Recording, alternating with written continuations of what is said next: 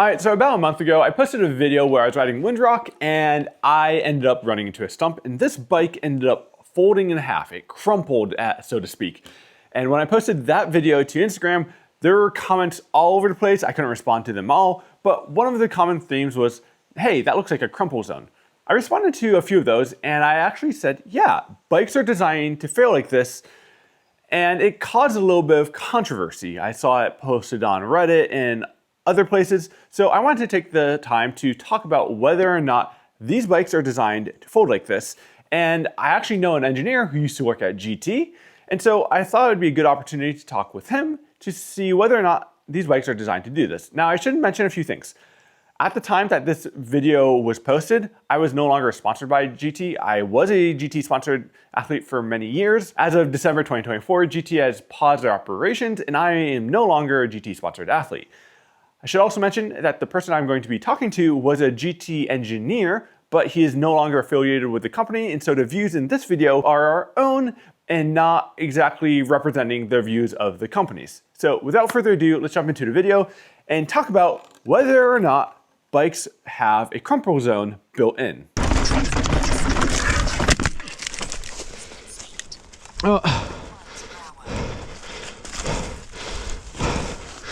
That's a wrap, boys. All right, so let's talk about Crumplegate. As you might remember, a few weeks ago, I crumpled my bike. I was going fast and I ran into a stump. Well, recently, someone else had a similar fate on a GT, and I've seen some threads pop up on Reddit, and I had a post that went viral. A lot of people are just saying that these aren't meant to fold like that, and so I figured, why not go to the source and talk about this with an engineer. So here we have Ryan Burney. He is an engineer. He's worked at SRAM and RockShox. You've worked at Cannondale and GT. You've done some other things from other companies, and you worked for Vermont Sports Car. Yep, yeah, I've been an engineer for about 10 years, most of it in the bike industry, but I got to feel out some other cool industries as well. Okay, we've known each other for a while. We go way back to when we were both, I don't think were we both juniors at the time? I think you were just leaving junior expert and I was still in it. But okay. Yeah. Either way, like, we've been around the Eastern States Cup racing together. So we knew each other before you started working for GT. And I actually ended up on GT because of our connection. You needed a test rider, and I was unaffiliated with the company at the time, so I test rode the previous Ferrari. And that's how I kind of got my ropes in with GT. And down the line, I ended up riding for them. So that's a little TLDR. But now let's get into the meat and potatoes of the video. Cool. Crumplegate. Yep. So you saw the video. Yep. And I sent you the video of the other bike folding. Now, when my post went viral, I think one of the comments I responded to and was someone said, hey, like a crumple zone. And I said, yes. Well, let's unpack that a little bit. Yep. First, are these bikes designed to crumple? I don't know if crumple's the best word for it, but at a certain point, if you hit a bike hard enough, it will break.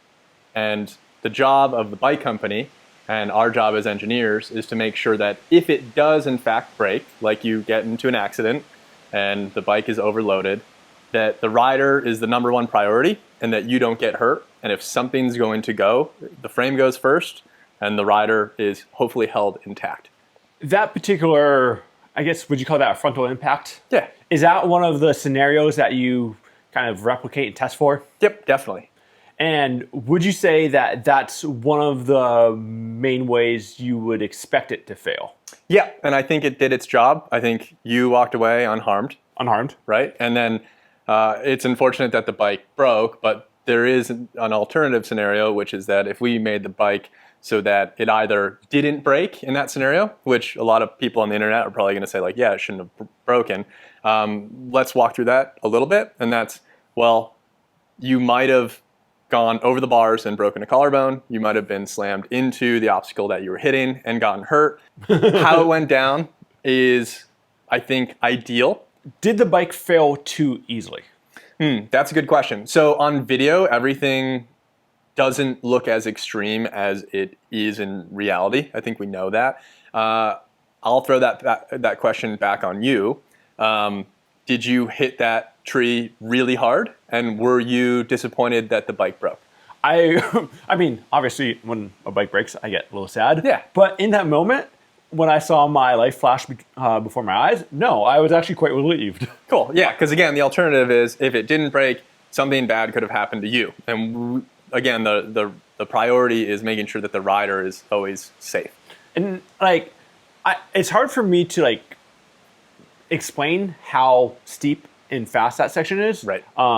So what had happened, and one of the reasons what I ended up doing that, a lot of people are kind of saying, "Oh, I did that for the views, clicks." So that not something I did. What had happened is on my way down, I noticed my brakes fading. It wasn't too bad, so I kept going, but I did notice that like my power had decreased a little bit, and it was on Cave Boy at Windrock, which is one of the gnarliest bike parks, especially on the East Coast. And that's a double black trail. They use it for some of the race courses. And I was going pretty good. I was feeling really good. Came to this section that I thought the trail was going to go left. I've ridden the trail before, but it was like a few years ago. And so I didn't remember the specifics. I thought the trail was going to go left. It ended up making a really awkward right. Okay. And I noticed that I wasn't going to be able to make that turn. So in a split second, I decided I was going to try to run it out. And then I processed where I was running it out, like running out the turn. There happened to be a giant tree that I couldn't avoid at that point. Yep. So it wasn't like, oh, I want to break my frame. It was like, oh shit situation, miscalculation, straight into a stump. A crash. A crash. Right. So I was not going as fast as I could go, but I wasn't going slow. Right. So when the bike just folded on me, I was very relieved because I would have ended up pretty far down in the woods. Right. And I've broken a lot of bikes. I know what a broken bike incident feels like, and this felt like a reasonable bike break situation. Cool. Then I think, and then let's walk through the life of that bike before we got to the crash. Any issues with your forces specifically? Like, have you broken any of them? No, I actually like, don't remember. That's the other thing is like people are like, oh, so that was a question that kind of popped up. It's like, oh, the PR team at GT, which doesn't exist anymore, told me to say this. Did GT even have a PR department, or was that marketing? I think it was marketing. It was a small team, so there were a lot of different hats that people wore. But yeah, no, there is no longer a GT team, so they're not telling you to do anything. I'm wearing a GT shirt, but I no longer work there. I haven't worked there for 2 years or so. I'm still good friends with all the people that we used to work with, but this is now coming from like, okay, GT is on pause. No one really works there anymore. We have a broken frame. We can be pretty open and honest about like what your experience has been, especially because they're not a sponsor anymore. And you could be open and honest about it even when they were, but like the reality is it seems like the bikes held up decently well and you are good at breaking bikes and you didn't break bikes through aggressive riding while owning your GTs, right? Like, Yeah. so I think that means that they were designed appropriately. Now we start to get into this spectrum of like, well, okay, well, shouldn't it be even stronger than that? It can be made stronger than that. You can make a bike so strong that a human literally cannot break it. But you start to run into this scenario where your bike gets really heavy. And also it starts to get overly stiff and it starts to beat you up. So here's a question. What is like, in an impact like that, what is the acceptable, like to an engineer, what is the acceptable number that a bike should fail at? Like, I don't even know how to ask that question. Yeah, so the intended, well, it all depends on the bike company and their intended use. But for instance, on this bike, the intended lifespan of that bike is about 10 years. You can find that in your owner's manual. And so it is designed and put through its paces through essentially decades of learnings of making bikes and breaking bikes and making bikes and breaking bikes. All of those learnings have basically resulted in a machine or a lab test plan that stresses the bike in many different ways, whether it be the head tube being pulled out like you're casing a jump, the head tube being pushed in like your crash scenario, the bottom bracket you just casing the crap out of a Yeah. jump, and I can't talk, dude. What the heck? I don't know what's going on. That's okay. Whatever. We can keep going. Basically, the bike is designed to be able to handle more than pretty much what any rider can put into it. Like these bikes, we see them at Rampage, right? Like we saw the Fury at Rampage this generation. We saw the last generation Fury at Rampage. We saw Braga jumping it off things that are really big, uncomfortably big from the engineering team's perspective, and the bike's held up pretty well. And so you start to get into this pickle of like, well, we can keep making it stronger and stronger and stronger and stronger, but then it gets heavier and heavier and heavier and heavier. Yeah. And so then you start to have a product that no one wants to ride because it's just so beefy and heavy that you don't want to pedal the thing. Now, if you have a really light bike, it is not going to be as strong as a competitor bike that is quite a bit beefier. But I think that's kind of understood. Okay, so I want to bring it back to the Crumple Zone. I think, this is me just trying to contextualize things, that people take issue with the word or term Crumple Zone. Okay. And so I'm going to back up a little bit. I was a classically trained cook, and now I never was a chef. I worked in restaurants, I was a cook, but I would never ever use a term chef for me, because chef is a term that you earn. Now, if you work outside of the food industry, you might call anyone who works in the kitchen a chef. But as someone who worked in the food industry, chef is a very particular term. So I only consider myself a cook. Now for you, go back to the Crumple Zone. Crumple Zone has a very specific term or definition from my understanding in the engineering world. What happened isn't really a crumple zone. What would you actually call that? Like when you're talking amongst other engineers, Yeah.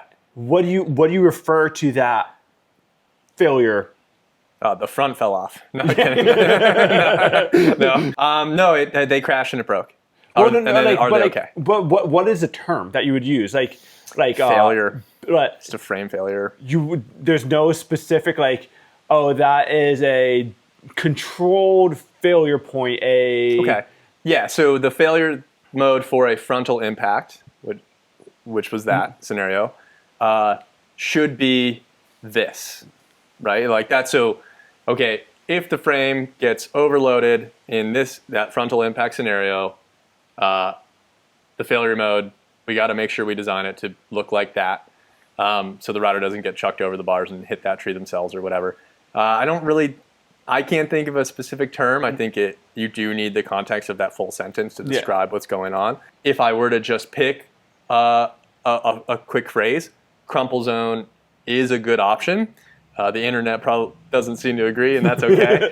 I don't know. It'll be fun to see what other people think. But let's see maybe the intended failure mode for a frontal impact overload scenario. That's not as catchy. Yeah, and there are arguments against this as well. Obviously, that post went viral, and it was broadcast to a bunch of people outside of my audience and probably outside of the bicycle industry, or just people who don't ride bikes. Yeah. And they saw that, and the first thing they thought of was Crumple Zone. Okay. So Crumple Zone is a universal term that most of us understand. Yeah. Do you feel like that is an acceptable way to describe that? Or would you, as an engineer, put on your engineering camera, actually... is that how I actually... I'll put on my engineering hat. Sorry. I think it's an appropriate way to describe it. Is it perfect? No, most descriptions aren't perfect for describing anything, and you can get into all the nuances and semantics on the internet, and that's what ends up happening, and that's fine, and people won't agree with me or the philosophy that has been decided upon for the path of a company. But a lot of people put a lot of time and energy into thinking about this, whereas we're kind of on this first pass of thinking about this. And it's a lot of people's first time ever thinking about, okay, well, what happens if it does break?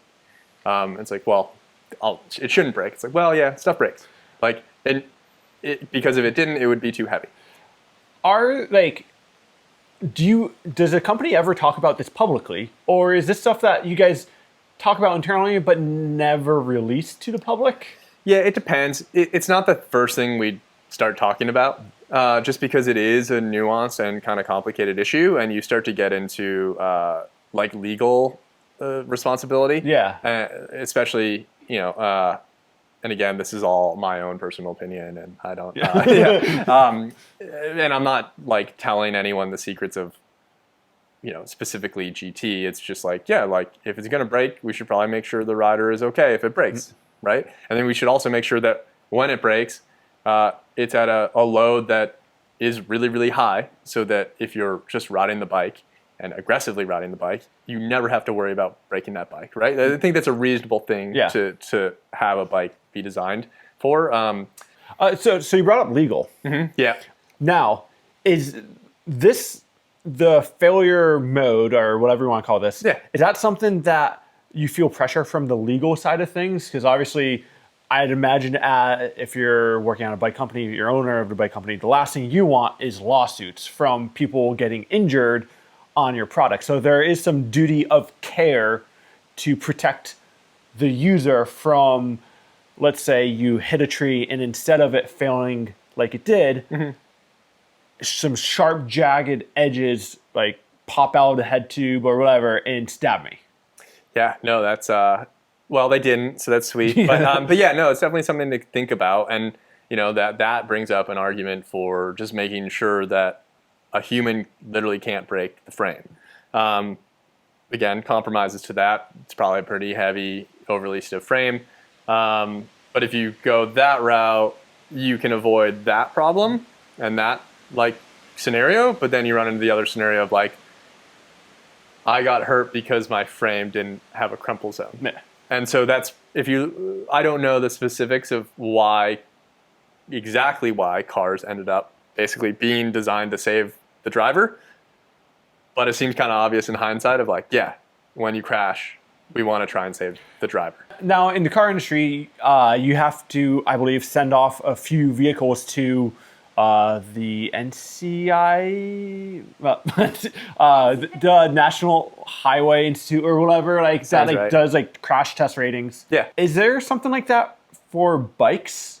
Yeah, it's that's the ISO standards essentially, Okay. And so that's but those are essentially only the minimum requirements, and basically a bunch of tests that your frame has to pass in order to responsibly be able to sell the product. Yep. And if you can prove that your frames that you're selling pass those tests, which is what you do before you ever release a product into the world, or a bike, you're kind of good. You did everything that was reasonable to make sure that the consumer was safe.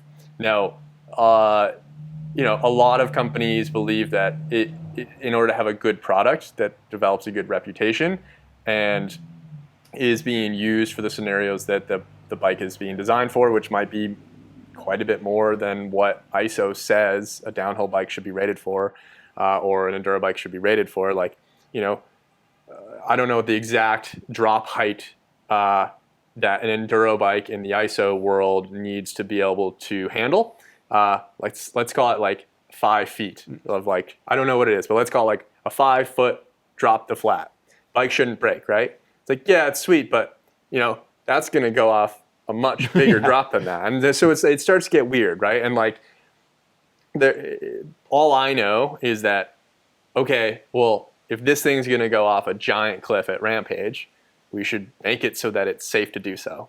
And so you develop your own test lab procedures, and you basically just crank up the loads that this frame should be able to handle, and you design for that so that, of course, we'll easily pass the ISO standards, but then we have our own not only peace of mind, but we're doing the right thing and making sure that the riders are actually safe when they're riding these things. All right, I'm gonna go to the Reddit comment thread. Cool. And we can try to pull up some specific comments. Yeah, this one, it might be worth me just saying at some point, just be these are my own personal opinions. Yeah. And I just want to make sure I'm nice and clear that I'm not speaking for GT or PON or any of that. Because this is my understanding of how it all works. But if you actually dug into the legal team side of things, it might not be as simple as that. But I think we're saying the right thing and we have been acting in the right way of like, yeah, like we want to make sure our riders are safe and we err on the side of caution to do so. And I think that like that's inarguable, right? Like you can't really. Yeah, it'll be interesting too is like with Bare Innovation helping customers, guiding them through that process. Because like a lot of people just like look at a handmade bike. Someone just makes a handmade bike and they start to sell it. And they're like, is it strong enough? And it's like, what? And like, yeah. A lot of people like, they're like, I think so. And it's like, okay, well, now you made 50 of them and they're all the same, but every weld bead's a little different. Are they all strong enough? And then it's like, okay, you walk down that path, you're like, oh, okay, well, we got to make sure that they're all strong enough. How do we do that? And that's kind of where the ISO standards come from, is like, it's sort of this international collection of smart people going, here's the standard. If it passes that test, the consumer is considered safe. And if someone gets hurt, again, this starts to get into a gray area, if the frame passed the ISO test and the frame breaks and someone gets hurt, there's something in there where it's like, yeah, but we like pass the agreed upon safety standards. So like now we're starting to get into a unique scenario, and then you have to kind of dig into that. But okay, I'm gonna start reading some of the comments. Cool. This is from our mountain biking post. And I've kind of scrolled through. I'm trying to get the ones that are a little bit juicy. But cool. First comment: bikes are not designed with crumple zones. Bikes are designed to be able to handle pretty much anything that you can give it within its intended use. And then usually with most companies, a little bit beyond that, because we know that we all override our bikes a little bit. And so we account for that. Now, once you start to take your cross-country bike and take it to Rampage, like we can all kind of see that like, oh, if your cross-country bike breaks at Rampage, like, oh, yeah, that kind of makes sense, right? You're like, that wasn't ever meant to do that. I think that's a good example of overriding your bike. And that's where things get tricky, especially in the downcountry world of like, you're basically just like riding this super light cross-country bike and then you're intentionally riding it on enduro trails. And it's like, okay, like that's kind of weird. I shouldn't dig into that too much. But it's still like these bikes have a failure point. Yes. Yep. Everything, every product, if you want to make a bike that is a reasonable weight and you want to make sure it's nice and strong, if you push on it hard enough, it will break. And we just design it so that if that happens, it breaks in a way that is better and safer for the rider. Okay. So I should say the title of this thread is called "First Time I've Ever Seen a Claim Like This, and Is This True?" And it's a screenshot of a comment I posted on Instagram. Yep. And I want to be clear, when this post went viral, I literally cannot find this comment. Huh. Like I literally, even with Facebook's and Meta's like business tools, I cannot go through the comments and search for specific comments. It is the most frustrating thing. So there's comments I've responded to that I cannot find. So I don't even know if I personally use the term crumple zone. Okay. That which is makes me frustrated because I don't know if I actually said this. Yeah. It's very possible that I said it. I just know at some point I responded to someone who said something about crumple zone, and I probably agreed with it and then elaborated. Yeah. But so the title of the post is "First Time I've Ever Seen a Claim Like This. Is this true?" The comment I was responding to said, "I have never seen a frame break that easily." To which I responded to, "Frames are designed to fail like this to prevent injuries. Believe me, this bike has been pretty bomb-proof, and this was not a gentle impact." Yep. So I think if I were to rephrase that slightly, it would be, if I crash on my bike and I hit something really hard, it might break, especially because it's a crash scenario. And if it does break, it's designed so that it breaks in a way where the rider is more likely to be unharmed. So they're not designed to fail, so consumers have to go back and buy another bike. Yeah, no. It is not planned obsolescence. It is No, well, and then there is just that, like, there is a life for a frame. Like aluminum can only, especially if you want to make something that's of a reasonable weight and you want to ride a bike really, really hard, like you are beating the crap out of that bike. Aluminum fatigues with time. Now, you design the frame so that for the weight and strength that you have, you want to make sure that the aluminum structures last an aggressive 10 years of riding, no problem. And then you start to get in this weird area of beyond that. And that's made clear. Like that's what you basically agree to when you buy the bike. And like that's in the user, the sticker that says like read the user manual. No one reads. Yeah, I understood about that. But like, and then like it gets weird too. Like these, like who's legally responsible? I don't know. It's like when you buy a ski ticket. Yeah. And like, I went skiing and I broke my leg. It's like, that's not the mountain's fault. At a certain point, that frame, when it gets to a certain age, let's say a bike frame gets to 100 years old. And it's like, okay, well, how long do carbon composites last, especially when they're in harsh environments? It's like, well, I don't know if they last 100 years. Have we even had carbon for 100 years? Right? Like, and then aluminum, it's like, okay, well, if you're putting that aluminum frame part through the ringer for 2 decades, at a certain point, it's probably going to crack. We want to make sure that if it does crack, you can see the crack and that you notice it's there before you ever have a frame failure. That's the goal, at least. But like, yeah, we don't need to really talk too far down that rabbit hole. But like, let's say your bike is 50 years old. If it breaks, who's responsible? It's like, again, in the user manual, when you buy a bike, the intended life is only for this bike is 10 years. On that note, because you brought up aluminum, would this have happened with an aluminum bike? Yeah, it definitely could have. Yep, and it all depends. So it depends, like with an aluminum bike, the constraints of design are a little bit different in that, sometimes you're trying to reuse tubes that you've used on previous projects, so you don't have to pay a ton of money for new hydroform tubes. So you might be like, well, that's the down tube we're going to use. It's the right thickness. It's about the right size. We can make that work.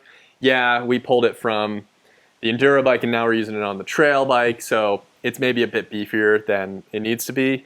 That will affect the failure mode.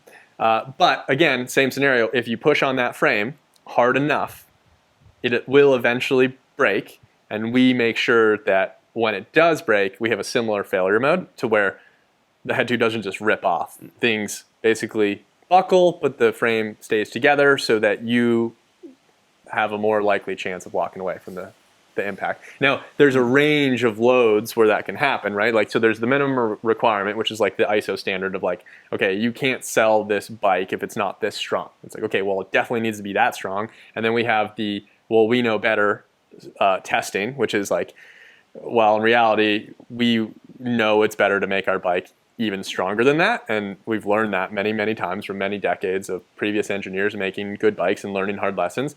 And so we've applied those learnings to increase the load at which the frame will fail. And then beyond that, is it right above that? Typically not. You typically shoot to have the frame be notably stronger. Would you say like 15, 20%? It all depends on the project and what the goals are. Okay. So let's say I'm trying to make the lightest enduro bike, period. It has to be, if you want to actually hit those numbers and have a frame weight that is the lightest enduro bike, period, you have to be right above that. You need a margin of safety, right? Because there's variance between different frames. Every frame's a little bit different. So like 103%? No, we'd go a little higher. Okay. Typically, like you err on the side of caution and like you can dig into exactly what that percentage should be. But there is a factor of safety above that. And so if you're trying to make the lightest frame possible, performance is the goal of the product. We're going to compromise the ultimate strength of that, knowing that it's still more than safe enough to ride. But if you're in a scenario like this, it will be on the lower end of the spectrum and fail a little bit earlier than maybe you're just trying to make the beefiest bike for Rampage possible. It's going to take a lot more force for that frame to fail, but the goal will still be similar in that if it does fail, we want it to fail in a way where the rider's safe. Does that make sense? That makes sense. Cool. As someone who's been in the cycling industry my whole career and has worked for multiple big bike companies, this claim is false, LOL. bikes are not designed with crumble areas. His bike just broke. Every bike can break if you hit it hard enough. So yes, your bike can just have broken. So, I mean, they're not wrong. It's just like, okay, let's dig into that a little deeper. And also, like, this conversation is the type of conversation that most people in most bike companies never even get to have, because this is the job of engineering and development and product management and legal. And so, like, these are the conversations that, you know, we really got to dig into this stuff and, like, make sure that we're making a product that is plenty safe for our customers. And because it's the responsible thing to do. I mean, that's my comment on that. Like, they're not wrong. Crumple zone, again, can kind of skew what you think about these failures. I still think that if you overload a frame, it can break. If it does break, make sure it breaks in a way where the rider is more likely to be safe. And I know I've said that multiple times, but I still think it's really hard to argue with that logic. Yeah. If you can, sweet, like, again, and it comes down to a philosophical thing of, like, let's say we're going to make the lightest road bike in the world. Like, let's just go through that extreme example of, like, those are some thin tubes. You know, if your bike falls over in the parking lot and your top tube hits something in that parking lot, like, your bike can now be compromised and not safe to ride. Like, that's a very practical problem that you run into when you're going super light. We've actually kind of seen this with bikes either on shuttle rigs that have been damaged, or when you're shipping them to go to different races, they get damaged in transit. Yeah. And then they fail spectacularly in front of a big audience. Everyone. Yeah. Yeah, no, I've seen that before. No, not super fun to be a part of that. But I think the easiest example that a lot of us can relate to is like a carbon handlebar. Let's say I have a carbon handlebar on my enduro bike and I slide out in a corner. Okay, well, that carbon handlebar hit the ground. I can see scratch marks on it. Did it hit any rocks? I don't know, but it's scuffed. Well, technically you crashed. And I'm not a fan of how this works. It's just the reality of how it works. Once you've crashed on that bar, it's really hard to determine, especially if you, like, hit that bar kind of hard. Well, what is kind of hard? It's like, well, I hit it medium hard. It's like, okay, well, what is medium hard? It's like, and that's different things to different people. Well, whatever, it doesn't matter. If you may have damaged that bar, you have to get rid of it. Otherwise, you could easily get hurt and that carbon bar could break. And we've all seen a carbon bar break. A lot of the times, that's one of the reasons why. And a lot of people just didn't really know that. That does carry over to bike frames as well. Let's say you just throw your bike on a tailgate with no shuttle pad and you go down a bumpy road and you do that once a week for the next year. It's like, yeah, like, you may have damaged that frame and it might break because of something that happened outside of riding the frame. And that's like, it starts to get in this, again, kind of this weird area where it's like, okay, well, who's responsible, all that. So as an engineer, you've worked with a lot of different materials and you've built a lot of things out of carbon. Are there any things on your personal bikes, any parts that you would not run out of carbon? Why is it phrasing this to make it? We're both, that's okay. We're both struggling. It's all good. Okay. What parts on your personal bike would you not run made out of carbon? I think, and this is purely out of practicality, I like the feel of carbon bars. I have broken a handlebar before and almost gotten very hurt. And so I don't even like the idea of having it there, because especially on my enduro bike, I do slide out sometimes. And if I slide out and that bar hits a rock and it hits it medium hard, I don't really know if that bar is safe to continue. So instead of formatting it, I reset the camera and forgot to format it. Nice. You personally wouldn't trust carbon handlebars because it's an item that you would likely damage by falling, and in that scenario, you can't guarantee that they're going to be structurally sound when you remount the bike. Exactly. And it's just like, okay, if I walk through that logic, that means, if I slide out, 15 times a year and I hit my handlebar 3 times a year within those slide outs, then, if I truly want to be safe, I should replace my handlebar all of those 3 times. And that's just that's annoying. And then if you don't replace the bar, which you can usually get away with, you have this thing in the back of your head of like, I think my carbon handlebar is still safe to ride, but there's no real great way of knowing. It's just, it might be compromised, so you should assume it's compromised. And a lot of people just keep riding their, dinged up carbon bar, and they're like, it'll probably be fine.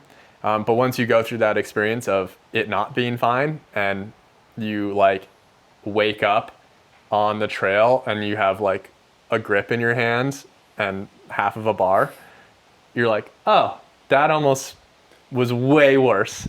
And I'm just like, it's just not worth it. Like on a cross country bike, I'll run a carbon bar. On a trail bike, I'll run a carbon bar as long as I'm not overriding the trail bike.